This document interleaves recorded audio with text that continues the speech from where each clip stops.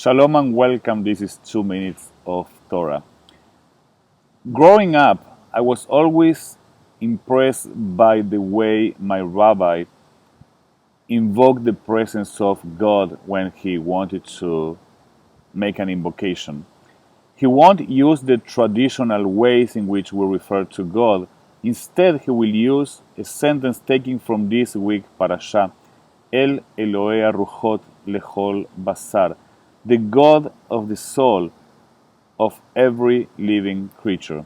And it's the only time that we have this in our Torah, the way that Moshe refers to God in this week Parsha, when he requests God to place in front of the people a leader who will take them into the promised land.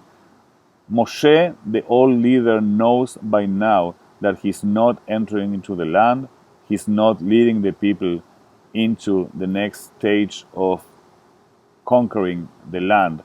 And he feels that God needs to place a leader, and that leader cannot be Pinchas, the person for which the Parsha is named, the person who receives from God in this week a covenant of peace, but that we know from the end of last week Parsha that he gets that pact and that promise from God because of his acts that are surrounded by violence and by taking the law in his own hands.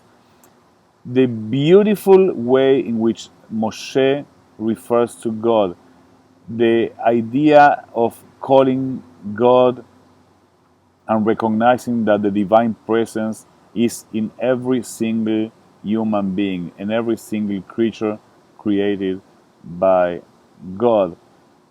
It's to me one of the most fascinating and beautiful descriptions of God in the entire Torah, and what that should inspire us to try to find that divine presence in every single human being, because in that way will help us to connect to each other, to recognize both our humanity and the divine presence in every single being, and help us then, even when we have differences, to understand that we are brothers and sisters of that same God who gave us life and instilled in each one of us that soul.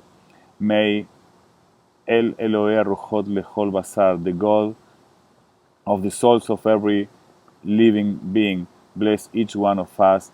May we have a wonderful week. I'm really looking forward to seeing you this coming Shabbat. Have a great week.